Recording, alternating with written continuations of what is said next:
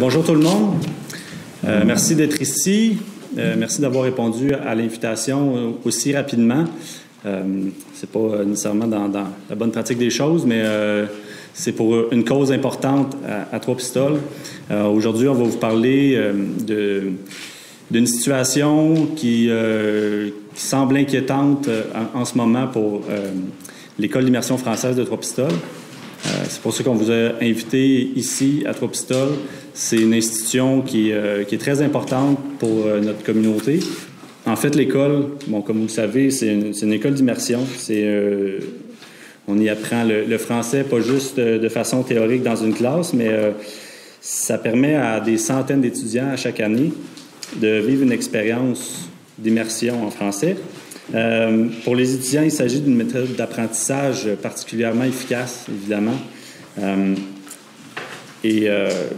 C'est aussi une expérience très riche de vivre dans notre belle région et notre belle communauté à Trois-Pistoles. Mais pour la communauté, c'est une période où la ville devient énergisante, où les nouvelles rencontres se multiplient, la vie sociale devient bouillonnante. Normalement, chaque printemps, on peut sentir la fébrilité dans la population quand la première cohorte d'étudiants est sur le point d'arriver. Et simplement par leur présence dans la ville, les étudiants amènent beaucoup d'énergie, de dynamisme. Des liens se créent pendant la présence et perdurent dans le temps aussi. Des amitiés se forment, des souvenirs restent dans les mémoires. On peut sentir les retombées sociales de l'école, évidemment. Mais il y a aussi des retombées économiques apportées à Trois-Pistoles grâce à l'école qui sont aussi très significatives. Ces retombées se chiffrent en millions à chaque année. Évidemment, les commerces bénéficient d'un plus grand achalandage. Il y a aussi des dizaines d'emplois l'été qui sont occupés par des gens d'ici. Bien souvent, des jeunes étudiants qui reviennent l'été pour qui un poste à l'école représente beaucoup. C'est aussi des étudiants de l'école qui participent au programme Langue et Travail et qui, en plus d'apprendre le français, contribuent aux activités commerciales à Trois-Pistoles. Il y a aussi les familles hôtesses qui reçoivent une compensation pour les repas et l'hébergement des étudiants. Depuis maintenant plus de 90 ans d'existence, l'École d'immersion française a formé plus de 30 000 étudiants, de partout au Canada et même de partout dans le monde. Parmi ces étudiants, on peut compter de grands intellectuels, des diplomates, des hauts fonctionnaires et même des ministres. De plus en plus, l'école accueille des étudiants dont les parents, même les grands-parents, ont fréquenté l'école par le passé. Il y a même des étudiants qui reviennent une autre année pour se perfectionner encore plus ou même y travailler. La directrice, Mme Massari, est un bel exemple de ça, qui a été une étudiante, professeure, puis maintenant directrice du programme. Donc, je pense que c'est ce qui rentre dans la définition d'une école qui a une bonne réputation, en plus d'être une source de rayonnement pour la ville, évidemment. Mais comme vous le savez, les années de pandémie ont fait mal à bien des institutions. Même la plus vieille école d'immersion au Canada et même en Amérique du Nord a eu son lot de défis. Cette école est issue d'un partenariat entre Trois-Pistoles et l'Université Western à London, en Ontario, qui dure depuis maintenant plus de 90 ans. L'année dernière a été difficile pour le recrutement des familles, plus difficile que ce que nous étions préparés. Nous sommes évidemment posé des questions, les familles ont été interrogées et le constat est clair. Les compensations sont insuffisantes. La hausse drastique du coût de la vie, entre autres, a été un élément dissuasif pour bien des familles, parce que même si c'est une belle expérience de recevoir des étudiants, je ne suis pas sûr qu'il y a bien des familles qui le feraient à leurs frais. Je laisserai Mme Massari vous expliquer les détails plus techniques des bourses et des compensations, mais ce qu'il faut comprendre en ce qui concerne le recrutement des familles, plus directement, c'est que les compensations ne sont plus suffisantes à ce jour. Comprenant que le financement pour des compensations provient en grande partie du programme de Bourse Explore, qui est de juridiction fédérale, les actions politiques devaient être entreprises. C'est dans ce contexte que j'ai appelé notre député fédéral pour avoir un appui. Puis il s'est tout de suite emparé du dossier, voyant toute l'importance de celui-ci pour la région et le symbole qu'il représente. Donc depuis quelques mois maintenant, notre démarche a cours pour sensibiliser le gouvernement fédéral au besoin d'augmenter la contribution financière au programme. Je vais laisser M. Blanchet-Jonca vous expliquer la démarche, mais avant, j'aimerais souligner aussi l'appui de nombreux collègues élus municipaux de la région qui ont soutenu cette démarche en appuyant la résolution qui a été adoptée par la Ville de Trois-Pistoles il y a quelques mois. Évidemment, la MRC a appuyé la résolution, quelques municipalités aussi dans la MRC. La Ville de la Pocatière, qui a aussi un programme d'immersion, nous a appuyé dans cette démarche-là. Puis il y a la table régionale des élus du Bas-Saint-Laurent aussi qui a appuyé ça, entre autres. Il a été aucunement difficile de convaincre mes collègues élus d'appuyer justement cette démarche-là, de comprendre l'importance de l'école. Il y en a qui connaissent bien la réputation de l'école, il y en a même qui ont travaillé par le passé, donc la réputation n'est plus à faire de l'école, puis je pense qu'elle a montré l'importance qu'elle a pour la région, pas juste pour Trois-Pistoles. Écoutez, aujourd'hui, on vous a convoqué pour une situation qui est importante. C'est la question de la survie et la pérennité de la plus vieille école d'immersion française en Amérique du Nord. Et cette école, on la retrouve ici même à Trois-Pistoles, et c'est un joyau qui est bien connu dans la MRC des Basses, dans l'ensemble de la région. Alors, c'est un front commun, c'est un cri d'alarme. Et vous devez savoir que pas plus tard que la semaine dernière, donc l'école française du Cégep de Trois-Pistoles a cessé ses activités de Rivière-du-Loup, pardon, je ne veux pas être un prophète de malheur, a cessé ses activités de manière définitive. Alors aujourd'hui, on est réunis parce que c'est un dossier sur lequel on travaille activement depuis maintenant plusieurs mois et vous le retrouverez dans l'ensemble des détails qui accompagnent bien sûr le communiqué de presse aujourd'hui, les différentes démarches qu'on a pu faire au cours des derniers mois. Alors, lors de mon passage cet été, Mme Azari était présent, M. le maire également, M. Guilbert, et puis on avait déjà eu les premières discussions sur la nécessité de revoir le financement du programme Explore. Le financement du programme Explore, il faut comprendre que, ça s'est initié de la part du gouvernement fédéral à travers le plan d'action sur la loi des langues officielles. Donc, plus précisément sur les langues officielles, et c'est pour une période de 5 ans. Le dernier plan a été déposé en 2018 et est valide jusqu'au 31 mars 2023 précisément. Donc, présentement, le gouvernement fédéral a déjà entamé des consultations et devrait déposer son plan final d'ici la fin du mois de mars. Et éventuellement, ce qu'on demande, objectivement et bien sûr précisément, c'est d'avoir une bonification des sommes du programme Explore parce que, comme a été évoqué de la part de M. le maire et Mme Azari sera bien sûr en mesure de pouvoir détailler plus précisément la situation, c'est que le soutien financier qui est accordé aux familles, donc aux familles d'accueil qui hébergent les étudiants, qui même nourrissent les étudiants, et voire même donc tout le soutien financier qui est accordé à l'école d'immersion française de Trois-Pistoles n'est plus suffisant pour éventuellement pouvoir poursuivre ces opérations. Donc, la première intervention de ma part a été faite dès le mois d'octobre. On a pu, bien sûr, rassembler les données du dossier et écrire une lettre officielle à la ministre, Mme Ginette Petitpas-Taylor, qui est la ministre des langues officielles. Mme Petitpas-Taylor, j'ai eu également l'occasion de discuter de ce dossier avec elle lors de ma remise de la lettre en main propre sur le parquet de la Chambre des communes en octobre dernier. Elle m'a bien sûr assuré de sa collaboration, mais également, elle nous a écrit une lettre officielle. Une lettre officielle, cependant, qui m'a, pour ma part, laissé sur ma faim. Elle a mentionné précisément qu'elle considérait nos demandes de bonification du soutien financier du programme Explore et que, ensuite, elle pourra mettre ça à travers son plan d'action. Vous savez, la considération, ce ne sont pas des engagements. On peut considérer des choses en partie, partiellement. Alors aujourd'hui, il y a urgence d'agir. Urgence d'agir pour le maintien de ce joyau qui est l'École d'immersion française de Trois-Pistoles. Et pour ça, ça prend un soutien financier qui est significatif et qui est supplémentaire. Alors, le gouvernement fédéral, présentement, a l'opportunité de donner réellement un coup de barre dans la bonne direction, s'assurer de la préservation de l'École d'immersion française de Trois-Pistoles ici. Et je vous dirais que c'est inquiétant. Je l'ai dit d'entrée de jeu avec ce qu'on a connu la semaine dernière et on ne peut pas parler pour les autres et je ne souhaite pas le faire, mais on sait que l'école de Trois-Pistoles, ce n'est pas la seule école qui est dans cette situation-là, considérant le contexte financier. Oui, il y a l'inflation, mais il faut comprendre que les bonifications des sommes pour les opérations, autant pour les familles d'accueil, mais également pour les opérations complètes de l'école d'immersion française ici à Trois-Pistoles, ou encore différentes écoles à travers le Québec et même le Canada. C'est déjà des enjeux lesquels font face ces différentes institutions. J'invite également formellement la ministre Petitpas-Taylor, bien sûr, à agir pour la survie de l'École d'immersion française de Trois-Pistoles. Et également, je l'invite même à venir constater l'importance de cette institution dans notre région. Je le répète, l'École d'immersion française de Trois-Pistoles est la plus ancienne école en Amérique du Nord, donc pour l'apprentissage du français.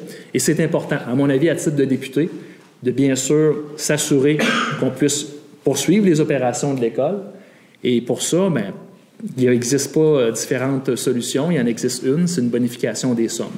Alors, évidemment, on souhaite réellement un engagement de la part du gouvernement fédéral. Et je fais le parallèle avec la situation actuelle. Il faut comprendre qu'il y a un momentum. Le gouvernement fédéral, donc le gouvernement actuel, se dit être le premier à reconnaître le déclin du français au Canada. Alors, présentement, on a une école, on a une institution qui fait l'apprentissage d'une langue seconde, une des deux langues officielles du Canada, qui est le français.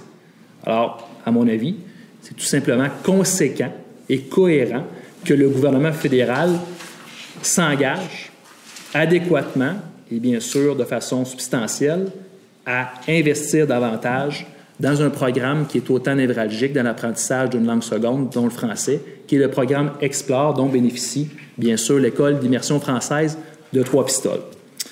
Alors, je vous dirais que ça fait le tour de mon côté.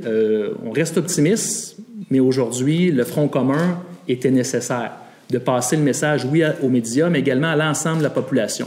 Et particulièrement, avec ce qu'on a connu la semaine dernière, on ne souhaite évidemment pas la fermeture ou encore une possible pause des activités de l'École d'immersion française de Trois-Pistoles. Alors, on réitère notre engagement. Nous avons besoin d'un soutien financier supplémentaire et significatif pour assurer la pérennité de l'École d'immersion française de Trois-Pistoles. Et je vais céder la parole à la directrice de cette école, Mme Azari, qui sera en mesure de vous donner un peu plus de détails sur la situation. Merci. Je suis vraiment très contente d'être là aussi pour pouvoir parler de la situation de l'école, pas uniquement en tant que directrice, c'est mon rôle en ce moment et c'est pour cette raison et par le biais du rôle que je suis là, mais également parce que je pense que en tant qu'ancienne participante, j'ai peut-être dans une situation unique pour parler. On parle de l'ancienneté de l'école, de la réputation de l'école, des renommées de l'école, mais moi je le vis. Pas uniquement à titre personnel, mais parce que dans le cours de ma fonction, je rencontre des étudiants, de futurs étudiants, d'anciens étudiants, des nouvelles participants, qui sont des nouvelles générations de familles qui ont déjà passé à Trois-Pistoles.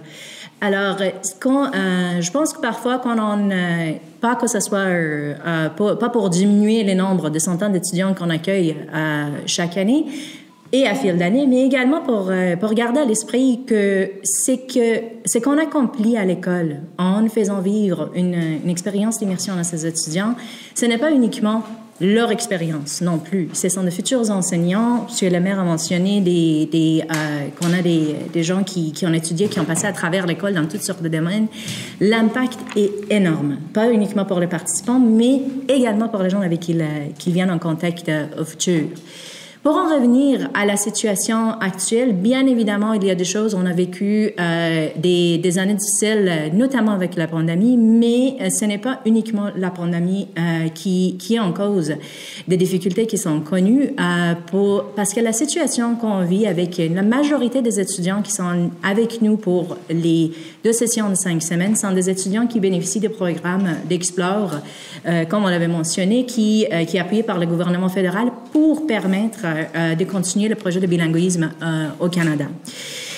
Et ce qui arrive, c'est que avec l'augmentation des frais de vie, on est dans une situation très, très difficile. Les difficultés qu'on a pour recruter les familles, notamment, on peut pas, c'est pas du tout de mon intention de critiquer les citoyens, de questionner l'engagement au contraire de ça, je pense que nos familles font toujours de leur meilleur. Ils nous appuient. On a une relation très collaborative, mais quand je leur parle, quand on leur pose des questions, je pense effectivement, on n'exagère pas quand on dit, avec les montants de compensation qu'on peut leur offrir avec les bourses actuelles, nous sommes carrément en train de demander aux familles de payer de leur poche pour participer au programme, ce qui n'est pas acceptable. Et en même temps, les compensations pour les familles qui est l'hébergement et les repas, ça représente un de nos frais. Avec l'augmentation des coûts de vie, pour nous, c'est pour l'école, il y a également des activités, il y a également les frais de transport quand les gens se déplacent pour les activités, la pénurie de main-d'œuvre et les frais qui étaient liés à la pandémie, mais qui continuent, qui résonnent. Et on ne peut pas revenir, on parle souvent de revenir à la normale.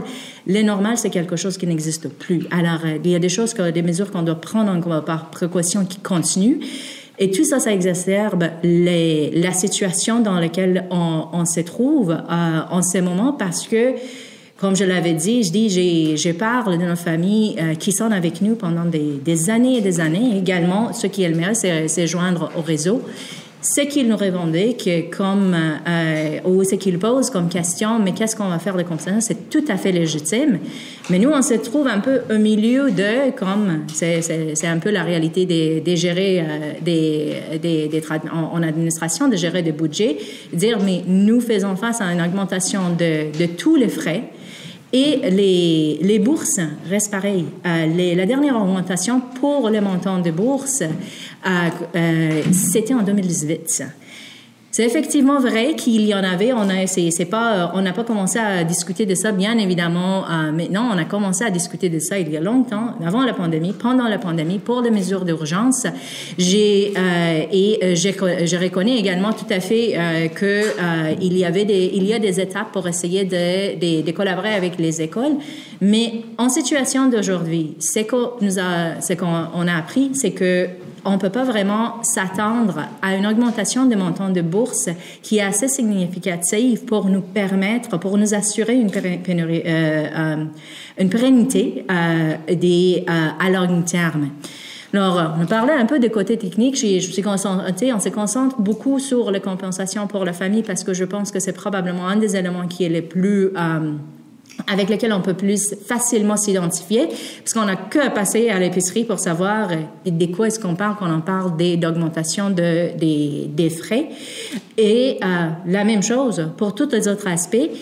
Mais il y a une augmentation, on a fait un peu, c'est pas pour nous embrouiller avec les chiffres, on a fait des études de dossiers en détail, dit c'est quoi ça? On dirait à peu près, pour assurer une pérennité, c'est à peu près 70% d'augmentation de bourse qu'on reçoit. Ce qu'on est en train de regarder en ce moment, on nous avait dit qu'il y a une possibilité, pas garantie encore, c'est en négociation, d'avoir quelque chose qui représente 20%. 20% d'augmentation, ça couvre pas même les frais aujourd'hui. Et quand les augmentations sont faites, les montants restent fixes pour la durée des prochains protocoles. Et ce qui est une situation très, très inquiétante si au départ, les montants ne sont pas suffisants pour le montant d'aujourd'hui parce que je pense pas qu'on peut se permettre d'imaginer que les frais de vie vont rester pareils dans les prochaines 2, 3, 4, 5 ans. Alors, si vraiment on lance l'appel un peu en urgence, c'est vraiment le moment de penser autrement parce que il y a aussi on peut vous donner une augmentation à peu près de 20%, mais en réduisant le quota de nombre d'étudiants qu'on reçoit par établissement. Alors, le montant d'enveloppe en tant que tel, qui est dédié au programme Explore, ne change pas. Alors, ce qu'on nous propose, c'est une manipulation à l'intérieur. Très problématique parce qu'on dépend non seulement des montants de bourses par tête d'étudiants qui sont accueillis, qui permet des compensations aux familles et d'autres déboursements qu'on fait, mais on dépend également du volume d'étudiants qui vient pour nous permettre d'arriver à un niveau de seuil qui permet une continuité, qui nous permet de débourser nos frais. Alors, tout ça dit, la situation est inquiétante. Je dis personnellement, ça me tient à cœur. Je sais également l'Université Western, quand on en parle, c'est une fierté, c'est une fière collaboration qu'on a avec à Trois-Pistoles, mais nous sommes dans une situation urgente. Et c'est important pour nous de pouvoir vraiment avoir une augmentation qui est significative, qui est garantie, qui est pour plusieurs années, parce que ce qui arrive souvent aussi, on nous dit, OK, mais il faut attendre, voir s'il y a du surplus. Après, on verra si on pourrait débourser certains frais, certains projets en particulier à la fin de l'année fiscale. La fin de l'année fiscale, quand on nous dit mois d'avril, pour préparer certaines choses, et c'est souvent des petits montants, qui sont quand même importants. Je mets pas ça en question, mais je dis, ce n'est pas quelque chose qui permet à planifier. C'est pas quelque chose qui nous permet de dire, voici ce qu'on met en plan stratégique pour le programme d'école pour les prochains 3 ans, pour les prochains 2 ans. Si on doit attendre le mois d'avril pour planifier le mois de mai, on est mal parti de bord. Et ça, c'est quelque chose qui se résonne à tous les niveaux. Quand on recrute les familles, ils ont envie de savoir quelles sont les compensations. Nous, on devait savoir, on doit pouvoir recruter les familles qui vont rester avec nous, qui ont envie d'avoir, revivre cette expérience. La stabilité est importante. Alors, pour résumer vraiment, une augmentation significative en prenant en compte l'indexation des frais de vie pour plusieurs années, qui permet vraiment à planifier à long terme, et également de reconnaître que les frais de vie impactent également l'école. Souvent, ce qui arrive, c'est les frais de vie, on le reconnaît tout à fait, le programme officiel, il reconnaît qu'il y a une augmentation de frais de vie, mais souvent, on le considère dans qu'est-ce que ça donne comme impact pour les participants. Et la réalité que nous devons auquel nous devons faire face en tant qu'école, c'est un peu mis à côté, malheureusement.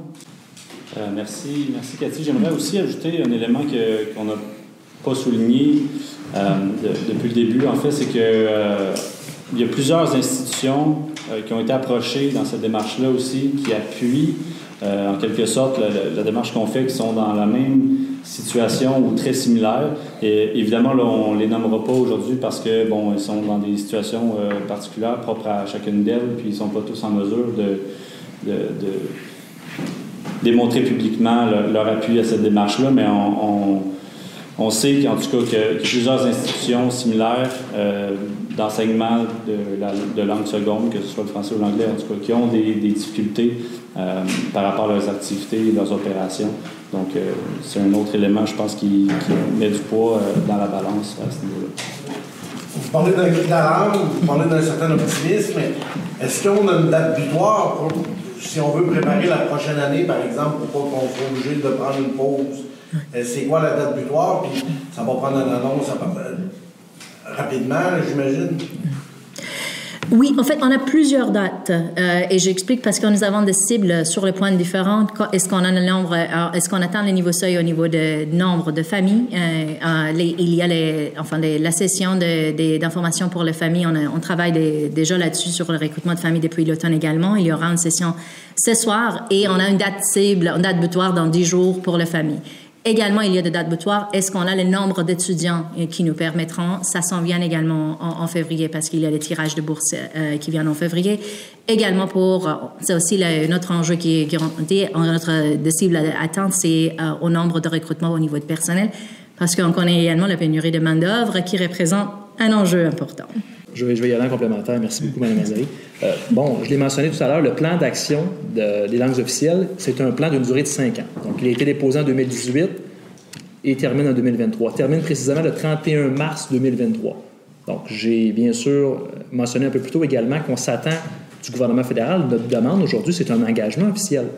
Donc, qu'on rassure présentement les directions d'école, qu'on rassure les familles d'accueil, parce qu'il faut comprendre, et je me permets de renchérir là-dessus, c'est que c'est une immersion authentique de faire de l'apprentissage de la langue seconde, donc le français, à travers une famille d'accueil qui est 100% francophone. Et ça, bien, évidemment, si on veut le conserver, ça prend le soutien adéquat financier, évidemment, pour répondre à l'augmentation du coût de la vie. Et bien sûr, ça prend la bonification du programme Explore. Alors moi, du côté politique, ce qu'on s'attend, évidemment, le plan d'action qui représente le programme Explore devrait être déposé d'ici la fin mars. Ce que Mme Azari nous dit, cependant, c'est que c'est difficile de le planifier. Et là, encore là, je me permets de rajouter, c'est que, évidemment, il faut avoir une augmentation significative, parce que si on augmente finalement à des sommes qui ne sont pas suffisantes, on va arriver les années subséquentes et là, on va nous donner des fonds de tiroir à chaque année. Il va falloir que les écoles fassent des acrobaties pour tenter de poursuivre leurs opérations et c'est pas ça qu'on veut. Et moi, je peux vous dire une chose que je vous partage avec fierté. Je suis venu ici cet été pour souligner le 90e anniversaire de l'école. Et j'ai vu des familles qui étaient très fières. Des familles qui nous ont partagé leur aventure et leurs histoires, leurs magnifiques histoires qu'ils ont pu avoir avec les étudiants qui ont fréquenté l'école au cours des dernières années. Et j'ai été vraiment agréablement surpris. Je ne m'attendais pas nécessairement à ça. Il y a des familles qui sont là depuis 20 ans, 30 ans, 40 ans, 50 ans. Donc, c'est vraiment, je dirais, un conte de fées, pratiquement, pour les étudiants de venir à Trois-Pistoles. Le mot se parle. Et moi, je peux vous dire, même, j'en entends parler à travers tout le Canada de l'École d'immersion française de Trois-Pistoles. Je le répète, c'est un bijou, c'est un joyau qu'on doit protéger. Ça nous permet de faire rayonner, oui, la MRC des Basses, la région du Bas-Saint-Laurent en entier. Et il ne faut pas perdre ça. C'est vraiment l'emphase que je veux vous dire, mais vous dire également qu'il y a toute une communauté qui est soudée à travers les différentes familles d'accueil, et ils sont là, ils sont engagés. Je me rappelle, je crois, de la famille d'Amour qui était là, oui. Avec 50 ans, imaginez qu'ils sont là, année après année, à chaque été, pour accueillir fièrement les étudiants, leur faire découvrir notre coin de pays, mais aussi leur permettre d'apprendre notre magnifique langue qui est le français. Alors, je crois que je ne peux réitérer encore mon engagement ferme d'avoir un soutien financier qui est adéquat et ne pas arriver encore là avec une mauvaise surprise dans les années qui seront à venir, parce que Mme Azari l'a mentionné, c'est déjà quelque chose qu'ils font. Avec la pandémie, il y a eu une bonification des sommes, et c'est ce que la ministre nous répond. Vous le retrouverez dans la réponse de la ministre suite à ma lettre officielle, mais ce n'était pas suffisant. Et encore là, c'est une augmentation temporaire. On ne peut pas commencer à pouvoir planifier puis sécuriser les familles d'accueil et les opérations avec des augmentations temporaires. Alors, c'est pour ça que c'est important, c'est crucial que le prochain plan d'action des langues officielles et dont découle le programme Explore ait un financement qui est significatif. Madame Azari, c'est quoi le budget actuel, le budget que vous avez besoin? C'est une augmentation de 70%. C'est ce qui a l'air significatif, mais gardons toujours à l'esprit qu'il n'y avait pas eu d'augmentation depuis 5 ans. Ça représente... J'essaie de voir qu'est-ce que ça représente en chiffres exacts. Les bourses actuellement, c'est à 2800. Ça prendra 2800 par étudiant qui s'est présent. Alors, c'est une autre histoire parce que nous, on doit appuyer. Les bourses sont toujours reçues en fonction des étudiants qui complètent le programme. Alors, même si nous, on a un certain quota, etc., ça, c'est un autre élément qui est inconnu. Et ce qui arrive, c'est que c'est des étudiants qui ne peuvent pas se présenter. Les compensations qu'on reçoit de programme souffrent. Mais c'est un détail technique. Pour répondre à votre question, ça prendra environ 4 500 par étudiant pour nous permettre... Et ensuite, vous avez combien d'étudiants comme maintenant, comparativement à avant? C'est quoi la diminution en termes d'étudiants? En termes d'étudiants, il y avait l'année dernière, on a eu environ 100 étudiants, alors que dans une année je suis coupable comme tout le monde. Dans une année normale, il y en avait plus de 500. Alors, il y avait plus de 500, tout à fait. C'est ça. C'est une diminution très significative, mais je tiens aussi à préciser, c'était également, on avait mis en place des mesures sanitaires. Alors, il y avait une diminution à quoi on s'attendait, mais Mais c'est la mauvaise surprise qu'on a eue, c'est que ce qu'on avait planifié, même avec des mesures sanitaires, on était super strict là-dessus pour protéger les familles, bien évidemment. Mais les nombres d'étudiants, les compensations ne nous ont pas permis de compenser les familles d'une manière pour assurer même le nombre d'étudiants limités auxquels on voulait accueillir. Alors l'année dernière, on était dans une situation où on devait envoyer des étudiants à d'autres écoles d'immersion, dit pas à la dernière minute, parce que quand on avait parlé aux familles, il y en avait qui n'étaient pas en mesure d'assurer des repas, etc. Et combien une famille reçoit actuellement pour un étudiant pour l'été? Pour une session de 5 semaines, parce que souvent c'est un engagement pour 5 semaines, les montants étaient 1200. L'université s'est engagée à offrir une augmentation de 25%. Alors ça sera juste un petit peu de 1500, mais c'est vraiment à nos risques, parce que les compensations qu'on reçoit de programmes de bourse ne nous permettent pas de le faire. Et quand je dis c'est à nos risques, c'est pas uniquement l'université, parce que quand on est en collaboration, on a sollicité vraiment nos partenaires, y compris la ville de Trois-Pistoles, pour nous donner un peu plus d'appui financier, pour nous permettre justement de faire un engagement concret. Les familles nous disent que ce n'est pas suffisant. Cela dit, ça nous permet d'aller en étape d'avance, mais c'est vraiment... Comme je dis, on attend des réponses, mais on ne peut pas retarder leur planification. Alors, c'est un engagement qu'on a pris en espérant qu'une augmentation des bourses nous permettra non seulement de concrétiser vraiment à long terme, mais de l'augmenter davantage. Combien il faudrait donner pour 5 semaines à une famille d'accueil pour un étudiant? Pardon? Combien faudrait-il donner pour 5 semaines pour une famille d'accueil? Je dirais probablement, la raison pour laquelle j'hésite, c'est que parce que nous avons des familles qui offrent uniquement l'hébergement et des familles qui offrent certains repas et pas d'autres. Mais pour les deux complets, moi je dirais ça prendrait probablement environ $2,000. $2,000 pour 5 semaines. Ben. Ça inclut une chambre, la laiterie, les serviettes et la nourriture. C'est ça. Pour un adulte, soit.